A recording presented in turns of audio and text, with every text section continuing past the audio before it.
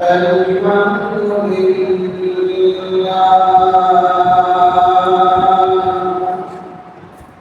الحمد لله نحمده ونستعينه ونستغفره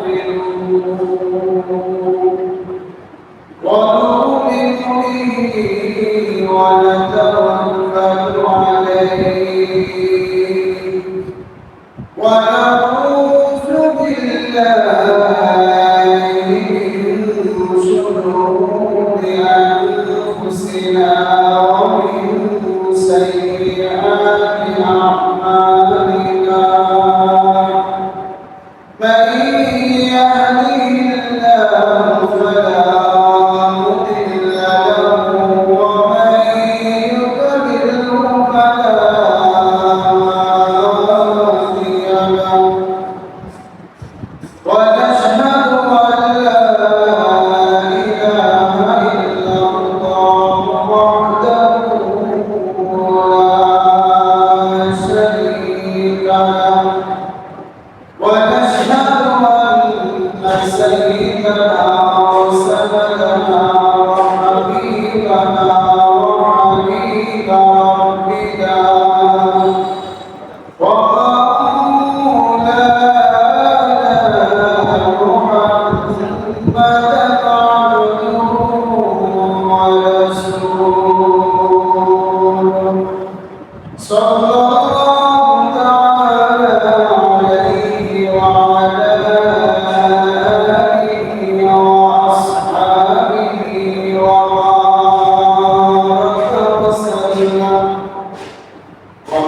وبارك وسلم تسليما كثيرا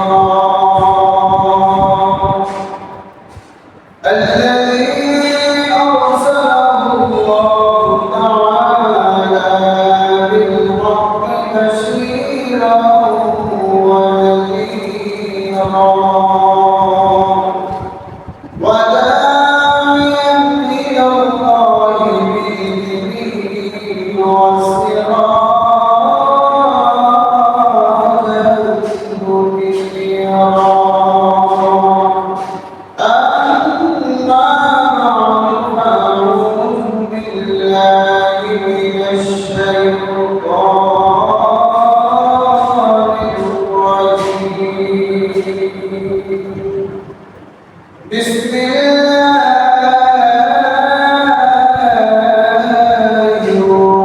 الرحمن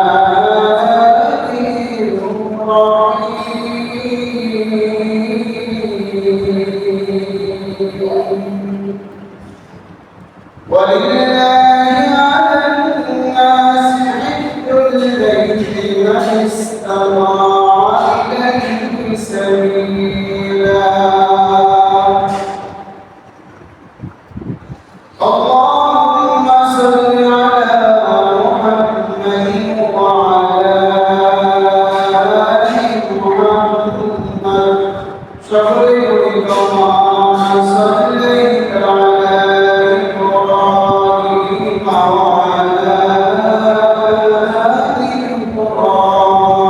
إبراهيم إنك حميد مجيد اللهم بارك على محمد وعلى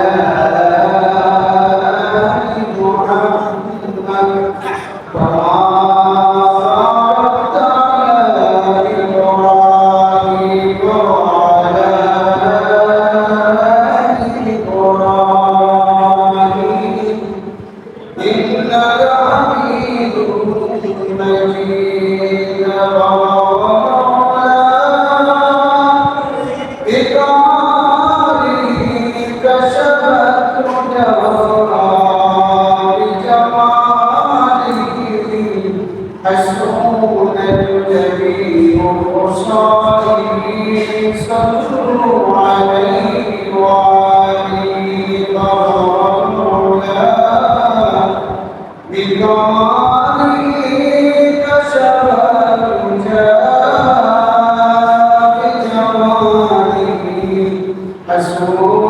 جميع خصاله صلوا عليه وآله قالوا سبحانك لا علم لنا إلا ما علمتنا إنك أنت العليم الحكيم قال رب اشرح لي صدري ويسر لي أمري واحلل عقدة من لساني يفقهوا قولي الحمد لله اللهم ربنا اللهم من شكريات المهان الله تعالى عمدك ومن الجمال جمال صلاة عليك ورحمة الله تعالى وغير أصحابه وشاكر في الكلام والسلام إذن صليت كل شكر على يمريك الحمد لله لقد وسلام سيد المرسلين خاتم النبيين ومحمد رسول الله صلى الله عليه وسلم সম্মানিত মুসলিম আলী কালাম আল্লাহ পাকের দরবারে লাখো লাখো কোটি দুরূদ ও সুজুদ যে মহান আল্লাহ তাআলা আমাদেরকে দুনিয়ার মধ্যে শ্রেষ্ঠ দিন হিসাবে শ্রেষ্ঠ মাখলুক হিসাবে আল্লাহ তাআলা দুনিয়াতে পাঠাইছেন এজন্য মহান আল্লাহ রাব্বুল আলামিনের দরবারে শুকরিয়া আদায় করি আলহামদুলিল্লাহ আল্লাহ রাব্বুল আলামিন এই পৃথিবীতে যত মাখলুক আল্লাহ সৃষ্টি করেছেন এই মাখলুকের মধ্যে সর্বশ্রেষ্ঠ মাখলুক হলো মানুষ সর্বশ্রেষ্ঠ মাখলুক হিসেবে আল্লাহ তাআলা আপনাকে আমাকে দুনিয়াতে পাঠিয়েছেন আল্লাহ পাক চাইলে ভেড়া মুরগি গরু ছাগল পালিতে পারতেন কিন্তু আল্লাহ মায়া মহব্বত করে ভালোবেসে আল্লাহ তাআলা আপনাকে আমাকে মানুষ বানিয়েছেন দুনিয়ার একটা নিয়ম হলো মানুষ দুনিয়াতে আসার সিরিয়াল আছে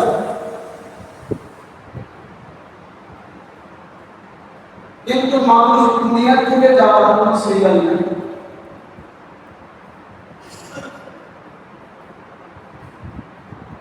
প্রথম বাবা আসছে এরপর আমি আসছি এটা হলো দুনিয়ার নিয়ম কিন্তু যখন দুনিয়া থেকে চলে যাবো তার কোনো সিরিয়াল নেই আপনি সিরিয়াল আছে সিরিয়াল নেই বাবার আগে ছেলে যায় ছেলের আগে বাপ যায় বাপ সন্তানের জানাজা পড়ে সন্তান তারপর জানাজা করে আসার সিরিয়াল আছে যাওয়ার কোনো সিরিয়াল নেই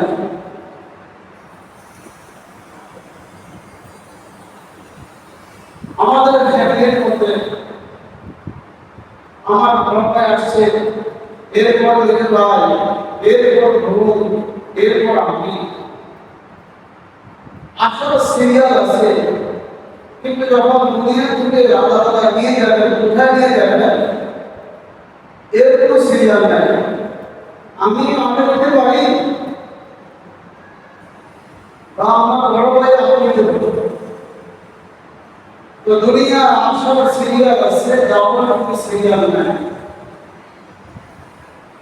আল্লাহ তাআলা আপনাকে আমাকে দুনিয়াতে শ্রেষ্ঠ মাখলুক হিসেবে আল্লাহ তাআলা দুনিয়াতে পাঠিয়েছেন সেই মালিকের শুকরিয়া আদায় করে মুহতারাম হাজিরিন সম্মানিত মুসলিম کرام বয়ান করতেছে কাবার ইতিহাস সম্পর্কে গত শুক্রবারে কাবার ইতিহাস সম্পর্কে দ্বিতীয় পর্ব আলোচনা করা হয়েছে আজকে হলো তৃতীয় পর্ব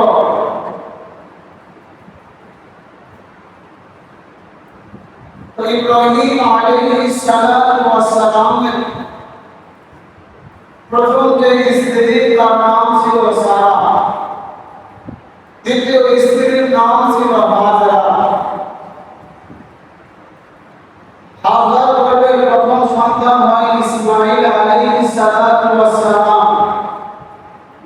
সারার গর্ভে 99 বা 100 বছরের পরে তার গর্ভে সন্তান আসে ইসহাক আলাইহিস সালাতু ওয়াস সালাম। ইসহাক নবী আসলেন সারার গর্ভে, ইসমাঈল নবী আসলেন হাজরার গর্ভে। ইসমাঈল নবীর বাবার নাম ইব্রাহিম আলাইহিস সালাতু ওয়াস সালাম, ইসহাক নবীর বাবার নাম ইব্রাহিম আলাইহিস সালাতু ওয়াস সালাম।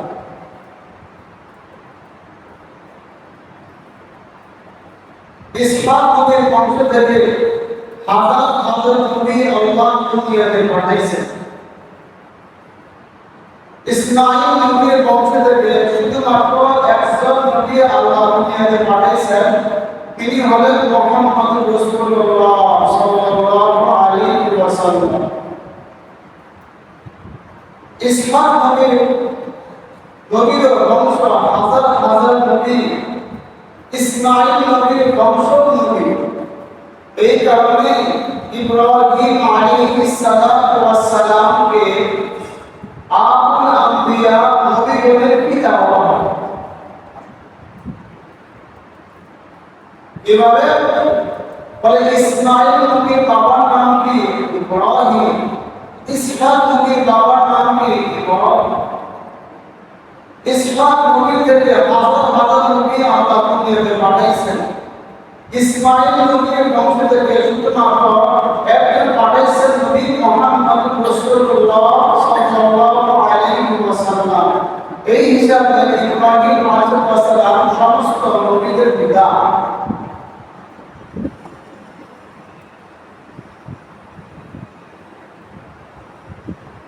ইসমাঈল নবীর বয়স যখন 18 বছর হয়, আল্লাহ রাব্বুল আলামিন নবী ইব্রাহিমকে আদেশ করলেন যে ইব্রাহিম আপনি মক্কায় চলে যান। আমি যে কাবা ঘর নির্মাণ করেছিলাম, বানাইছিলাম জান্নাতের এরকম পাথর দ্বারা, ওই কাবা ঘর আপনি পুনরায় আবার নির্মাণ করুন। যে কাবা ঘর নূহ নবীর বন্যার সময় আমি আল্লাহ চতুর্থ আসমানে আসমানে নিয়ে গেছিলাম, আপনি মক্কায় গিয়ে আবার সেই কাবাকে আবার গ্রহণ করেন, নির্মাণ করেন। নবী ইব্রাহিম আলাইহিস সালাতু ওয়াস সালাম মক্কায় আসলেন। আসার পর দেখেন ইসমাঈল আলাইহিস সালাতু ওয়াস সালাম তিনি ব্রেডের কাজ করতেছেন। তো ইব্রাহিম আলাইহিস সালাতু ওয়াস সালাম বললেন, হে আমার সন্তান ইসমাঈল, আল্লাহ রাব্বুল আলামিন আমাকে বলছে আল্লাহ তাআলা ঘর বানাই দিবে, তুমি কি আমাকে এই কাজের মধ্যে সাহায্য করবে? তো ইসমাঈল আলাইহিস সালাতু ওয়াস সালাম বললেন যে হ্যাঁ, আমি আপনাকে সাহায্য করব। ইব্রাহিম আলাইহিস সালাতু ওয়াস সালাম বলেন স্ত্রী, আর জুবালি বানাইলেন ইসমাঈল আলাইহিস সালাতু ওয়াস সালাম। নবী ইব্রাহিম হলেন স্ত্রী আর ইসমাঈলকে বানাইলেন জুবালি। ইব্রাহিম আলাইহিস সালাতু ওয়াস সালাম সারা পৃথিবীতে সফর করেছেন। সারা পৃথিবী থেকে 5টা দামি দামি পাহাড় থেকে মাটি সংগ্রহ করেছেন। এই 5টা দামি দামি পাহাড় থেকে মাটি সংগ্রহ করে ইব্রাহিম আলাইহিস সালাতু ওয়াস সালাম কাবাকে নির্মাণ করেন। এই 5টা দামি পাহাড়ের নাম হলো নম্বর 1 হেরা পর্বতের মাটি, নম্বর 2 চুনি পাহাড়ের মাটি, নম্বর 3 তুরে সিনা নামক পাহাড়ের মাটি। নম্বর 4 তুরে জিতা নামক পাহাড়ের মাটি। নম্বর 5 লেবাননে বারকা নামক পাহাড়ের মাটি। এই 5 পাহাড়ের মাটি দিয়া আল্লাহ সুবহানাহু ওয়া তাআলা নবী ইব্রাহিমের মাধ্যমে কাবাকে আবার পুনরায় নির্মাণ করেন।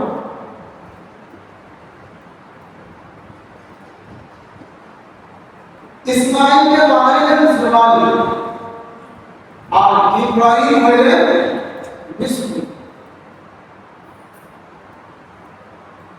ইব্রাহিম আলাইহিস সালাতু ওয়াস সালাম আল্লাহ তাআলার কাছে বললেন, হে আল্লাহ, এই দুনিয়া দরকার, আর এর ডিজাইন কে করবে? একজন লোক দরকার। আল্লাহ রাব্বুল আলামিন বললেন যে ইব্রাহিম ইঞ্জিনিয়ার হিসাবে ডিজাইন কে করবে সেই হিসাবে আমি জিবরিলকে দুনিয়াতে পাঠাইলাম। সুবহানাল্লাহ। জিবরিল তোমার ইঞ্জিনিয়ার, জিবরিল তোমার এই ডিজাইন করবে। কাবাকে কিভাবে কোন বড় হবে? তো জিবরিল আলাইহিস সালাতু ওয়াস সালাম আসলেন। ইব্রাহিম আলাইহিস সালাতু ওয়াস সালাম তিনি খুব চিন্তায় পরেশান। কাবাকে তিনি কোথায় বানাইবেন তালাশ করতেছেন, আর কাবাটা কোথায় ছিল চিন্তায় পরেশান তালাশ করতেছেন যে কাবাটা কোন জায়গায় নির্মাণ করবে।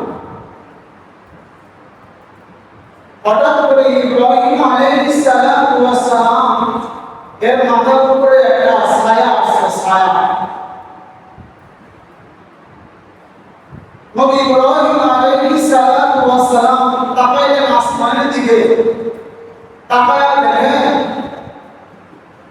যে এক টুকরা মেঘ ইব্রাহিম নবীর মাথার উপরে। তো ওই মেঘ বলতেছে, ইব্রাহিম আপনি এত পেরেশান কেন, আর আপনি কি খুঁজতেছেন? ইব্রাহিম আলাইহিস সালাতু ওয়াস সালাম বললেন, আমি কাবাটা কোথায় নির্মাণ করব সেই চিন্তা করতেছি, সেই তালাশ করতেছি। তো ওই মেঘ ডাকতে বলতেছে, ইব্রাহিম আমি যতটুকু জায়গার মধ্যে ছায়া দিছি ওই জায়গার মধ্যে আপনি কাবাকে বানাইলেন। সুবহানাল্লাহ। ওই মেঘ বলতেছে, আমি যতটুকু ছায়া দিছি এই ছায়া যতটুকুর মধ্যে আপনি কাবাকে নির্মাণ করবেন। স্পষ্ট হয়ে গেল জায়গা কিভাবে বানাই। তো ইব্রাহিম আলাইহিস সালাতু ওয়াস সালাম তিনি ওই জায়গাটা ডাক দিলেন। ডাক দিয়ে যতটুকু জায়গার মধ্যে মেঘের ছায়া পড়ছে ওই জায়গার মধ্যে তিনি একটু ডাক দিলেন, এই জায়গার মধ্যে কাবাকে নির্মাণ করা হবে। ইব্রাহিম আলাইহিস সালাতু ওয়াস সালাম ওই জায়গায় ডাক দিলেন। ডাক দেওয়ার পর এখন যে জায়গার মধ্যে কাবা নির্মাণ করবেন ওই জায়গাটা পরিষ্কার হওয়া দরকার। পরিষ্কার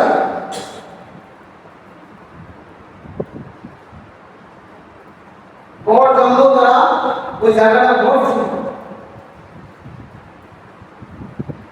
তখন ইব্রাহিম আলাইহিস সালাতু ওয়াস সালাম দেখলেন যে হঠাৎ করে একটা আসছে বাতাস।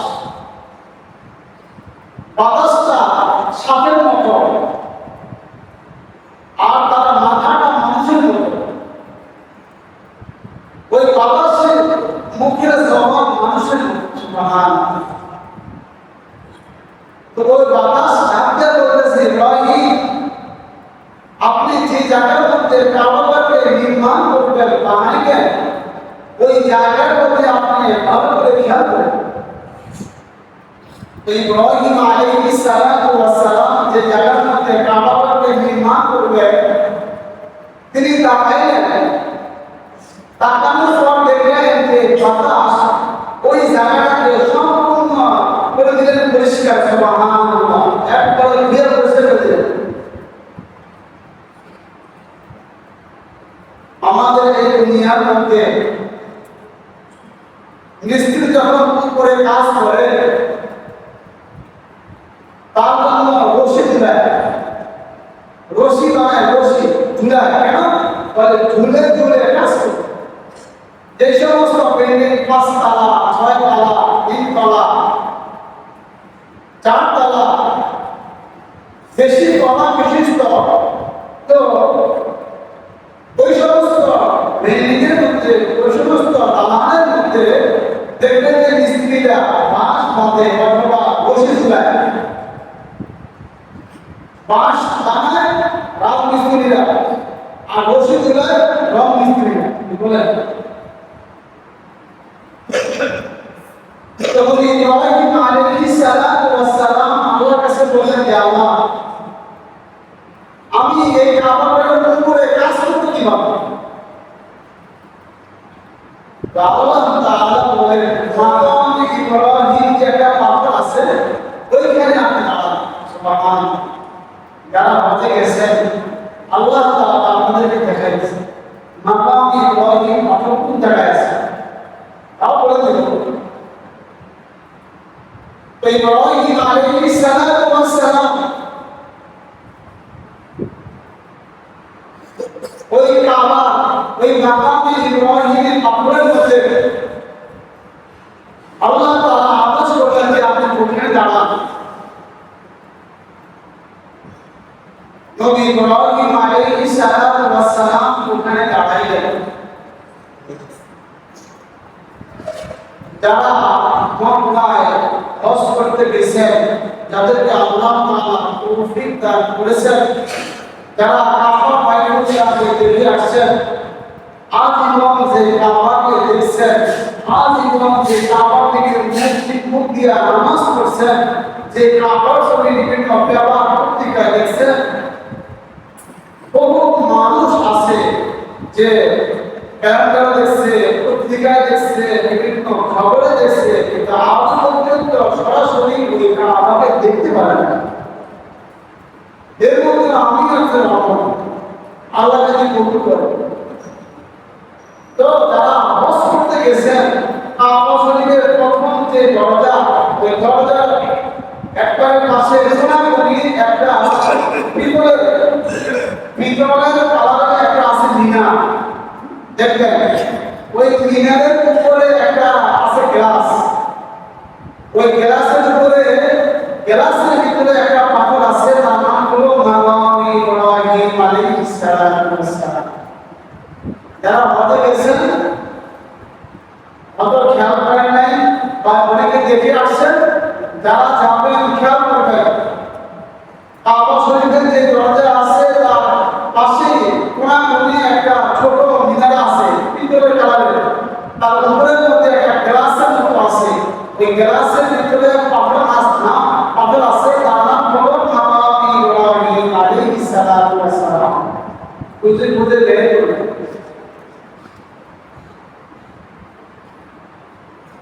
তো নবী ইব্রাহিম আলাইহিস সালাতু ওয়াস সালাম ওই পাথরের উপরে দাঁড়াইলেন আল্লাহ রাব্বুল আলামিন বললেন ইব্রাহিম আপনি ওই পাথরের উপরে দাঁড়ান তো নবী ইব্রাহিম আলাইহিস সালাতু ওয়াস সালাম ওই পাথরের উপরে দাঁড়াইলেন দাঁড়ানোর পর নবী ইব্রাহিম আলাইহিস সালাতু ওয়াস সালাম যে জায়গায় দাঁড়াইলেন যে পাথরের উপরে ওই পাথরের দিকে তাকায় দেখতেছেন যে পাথরটা লিফটের মতো ইব্রাহিম নবীকে উপরে নিয়ে গেছে সুবহানাল্লাহ মক্কায় গেলে দেখবেন একটা পাথর আছে নিচে কোনো মাটি নাই একটা হাওয়ার মতো ভাসতেছে এখনো আছে আল্লাহ দেখে দিয়েছে আল্লাহ ওই পাথরের নিচে কোনো মাটি নাই হাওয়ায় ভাসতেছে পাথরটা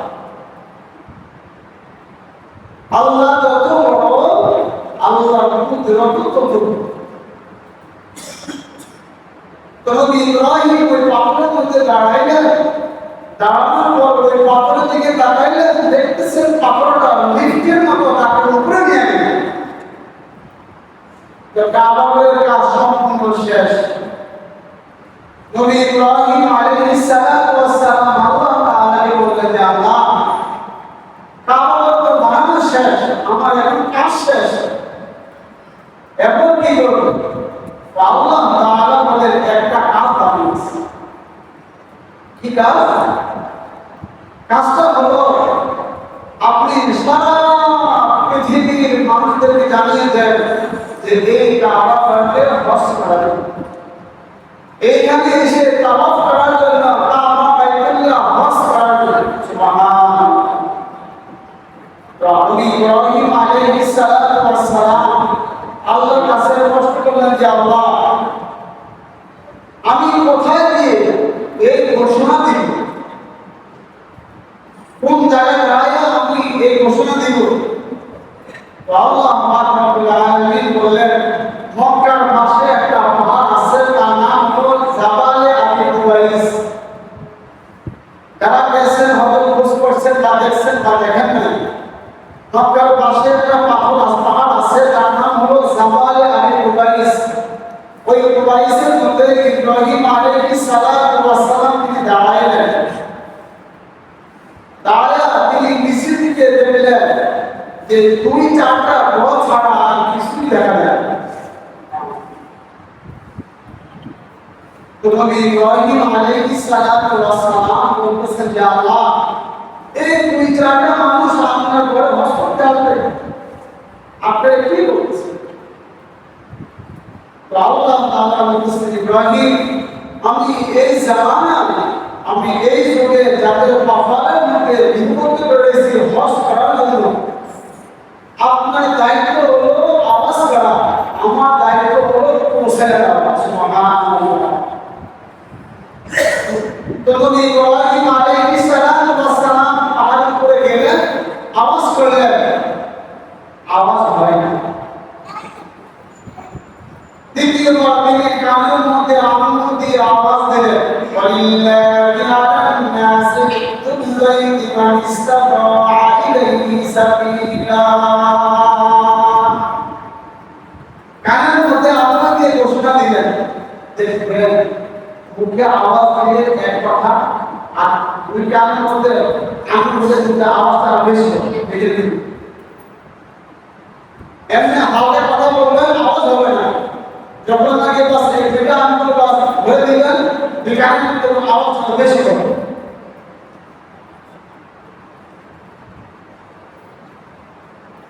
তো ইব্রাহিম আলাইহিস সালাতু ওয়াস সালাম দুই কানের মধ্যে আনন্দ দিয়ে ঘোষণা দিলেন।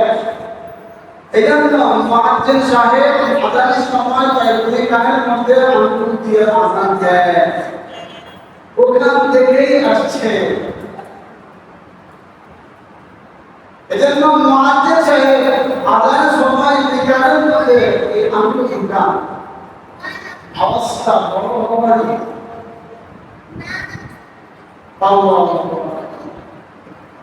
নবী ইব্রাহিম আলাইহিস সালাতু ওয়াস সালাম তিনি ঘোষণা দিলেন, ওয়ালিল্লাহি আলান নাসি হিজ্জুল বাইতি মান ইসতাতাআ ইলাইহি সাবিলা। এখন আপনাদের অনেকের প্রশ্ন যে হুজুর আমাদের মসজিদে তো অনেকে হজ করছেন, এরা করছেন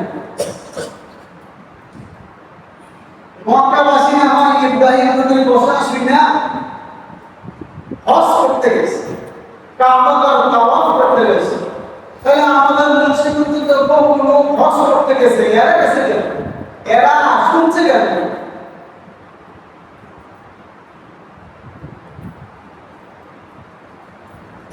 আল্লাহ রাব্বুল আলামিন আপনার ধর্মের সাথে সাথে একজন ফেরেশতা আল্লাহ আপনার কাছে পাঠিয়েছেন। ওই ফেরেশতা আপনার কানে আয়েশা ইব্রাহিম নবীর ওই ঘোষণা পৌঁছায় দিয়েছেন। সুবহানাল্লাহ। ওই শিশু বাচ্চা যদি একবার লাফাই করে তাহলে মরণের আগে হলেও সে একবার কষ্ট। সুবহানাল্লাহ। আর যদি ওই শিশু বাচ্চা বারবার লাফাই করে থাকে ফেরেশতার সাথে, তাহলে মরণের আগে হলেও আল্লাহ পাক রব্বুল আলামিন তাকে হজ বা তাকে মক্কায় একজন মস্করা জন্য সুবহানাল্লাহ। আল্লাহ তাআলা বলেন যে ইব্রাহিম তোমার দায়িত্ব হলো আওয়াজ করা, আর আমার দায়িত্ব হলো মানুষের কানের মধ্যে পৌঁছে দেওয়া।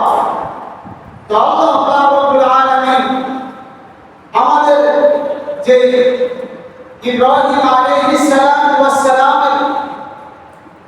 আল্লাহ পাককে দাঁড়াতে বললেন কাবা ঘরের মধ্যে। আল্লাহ পাক রব্বুল আলামিন নবী ইব্রাহিমের মাধ্যমে সারা পৃথিবীর মধ্যে আল্লাহ তাআলা ঘোষণা করে দিয়েছেন। তো মানুষের জন্মের সাথে সাথে আল্লাহ পাক রব্বুল আলামিন একজন ফেরেশতা আল্লাহ দুনিয়াতে পাঠিয়েছেন। যাও তার কানের মধ্যে বলে দিয়েছো লাব্বাইক আল্লাহুম্মা লাব্বাইক। এখন তো হযরত গোসল চলতেছে,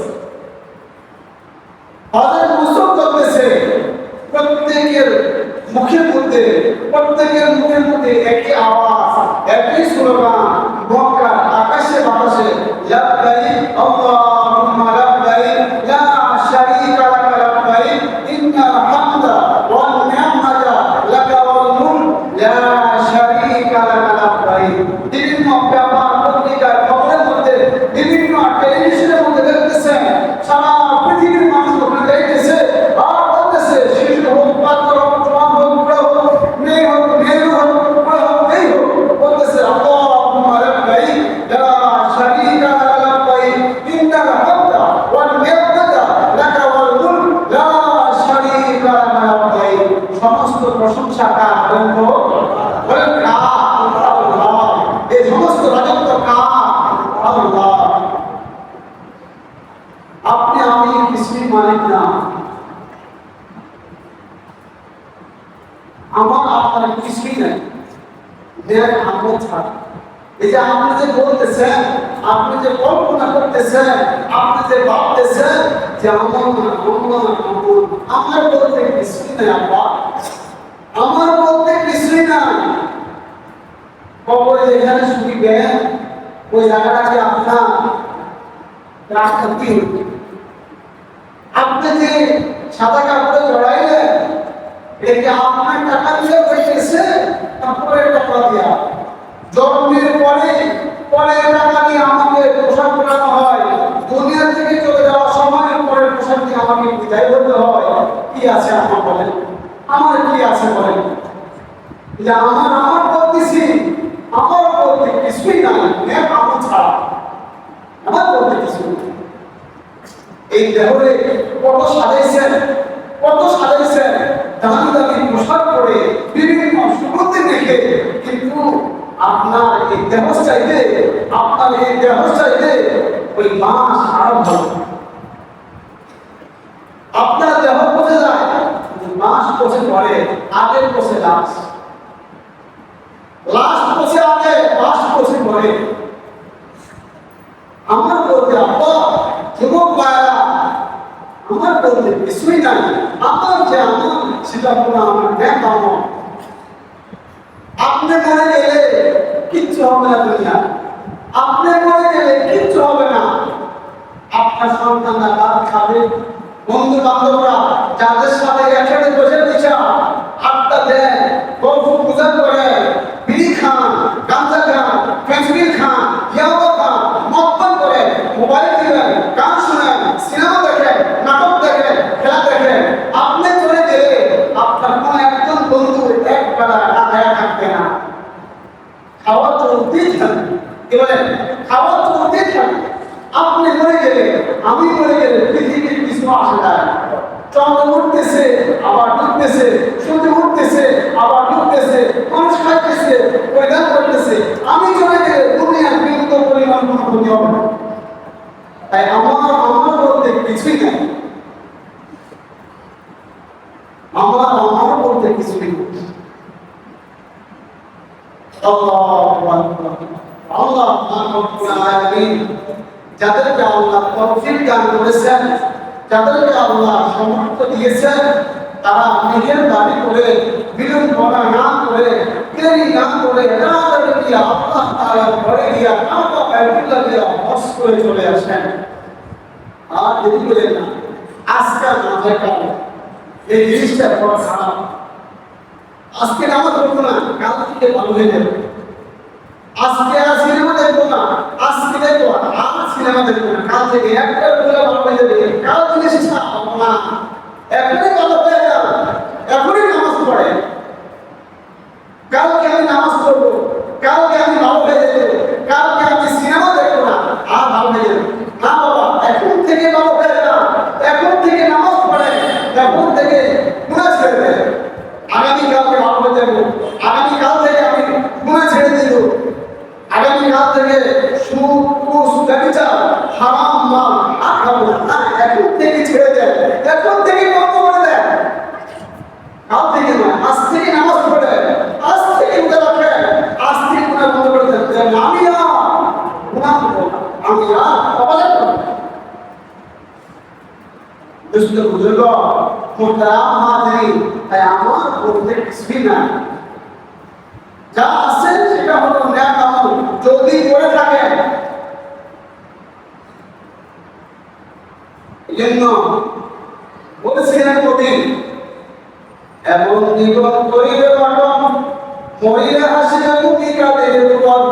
এমন জীবন করিবে গঠন, মরিলে কাঁদিবে তুমি হাসিবে তোমার। এমন জীবন তুমি করিবে গঠন, মরিলে হাসিবে তুমি কাঁদিবে তোমার। আর এমন জীবন তুমি করিবে না গঠন, মরিলে কাঁদিবে তুমি হাসিবে তোমার। কেউ মারা গেলে, দুনিয়া থেকে চলে গেলে মানুষ কান্না করে, ভাই লোকটা দুনিয়া থেকে চলে গেল। আবার কেউ মারা গেলে মানুষ হাসে, আলহামদুলিল্লাহ বিশ অনেক ছোট অত্যাচার পাপাচার দেখি না। তো কোন মানুষ মারা গেলে এলাকার মানুষ কান্নাকাটি করে, লোকটা অনেক ভালো ছিল। আর কোন মানুষ দুনিয়া থেকে চলে গেলে মানুষ হাসে, আলহামদুলিল্লাহ মরে গেছে, ভালো হয়েছে। বিভিন্ন ব্যাপার পত্রিকায় বর্তমান যে খবর, এমনি আমার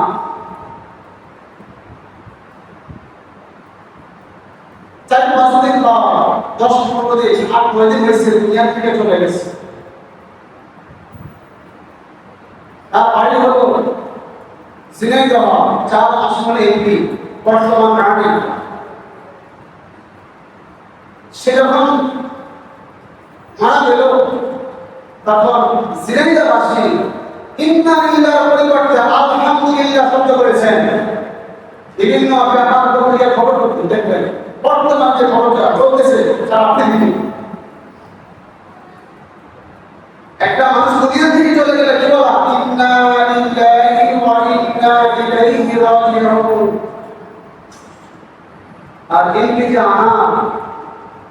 যে দুনিয়া থেকে বিদায় হয়ে গেছে, আর এলাকাবাসী যখন শুনছে সে তিনি দুনিয়া থেকে চলে গেছে, বলছেন আলহামদুলিল্লাহ, অনেক খুশি পেলাম। এমন জীবন করিয়ে গঠন, মরিলে কাঁদিবে তুমি হাসিবে তোমার। এমন জীবন করিবে না গঠন, মরিলে হাসিবে তুমি কাঁদিবে তোমার। এমন জীবন করিয়ে গঠন, মরিলে কাঁদিবে তুমি হাসিবে তোমার। এমন জীবন করিবে না গঠন, এই যে কবি কথা। তাহলে এমন জীবন গঠন করা যে আমার মরে যাওয়ার পরেও যে এলাকাবাসী, এলাকার জনগণ আমাকে বাস গ্রহণ করতেছে, আমাকে দোয়া করতেছে। আর এমন জীবন গঠন না করা যে আমার মারা গেলে কোনো ব্যক্তি আলহামদুলিল্লাহ বলা দুঃখের বিষয়। এখন তো টাকা ছাড়া সঠিক বিচার হয় না। কি বলে, টাকা ছাড়া সঠিক বিচার হয় না, ঠিক না?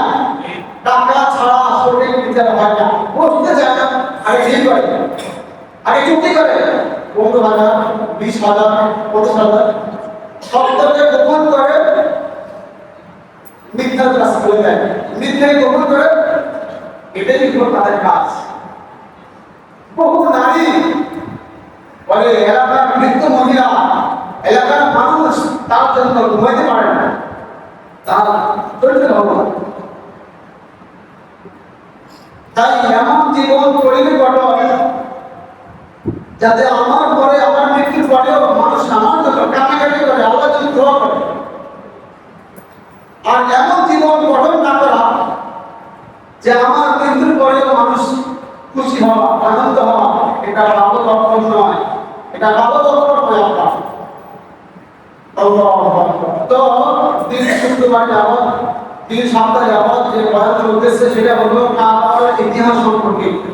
ইনশাআল্লাহ যতটুকু বলা দরকার ছিল ইনশাআল্লাহ ততটুকু বলা হয়েছে। গত সামনে শুক্রবার থেকেই কোরবানির ইতিহাস সম্পর্কে বিস্তারিত আলোচনা করা হবে, কারণ কোরবানি চলে আসছে। মুহতারাম হাজিরিন, একটা শুক্রবারে একটা বিষয় সম্পূর্ণ আলোচনা করা যায় না। সময় সংক্ষেপ 35 মিনিট বা আধা ঘন্টা 40 মিনিট আদায় হয় না, এজন্য ভাগ ভাগ করে বলতে হবে। তো যাদেরকে আল্লাহ তাআলা তৌফিক দান করেছেন, ইনশাআল্লাহ এই বছর থেকে যা আল্লাহ যাইতে পারলাম না, ইনশাআল্লাহ করে দেবো হজের বছর সামনে বছর।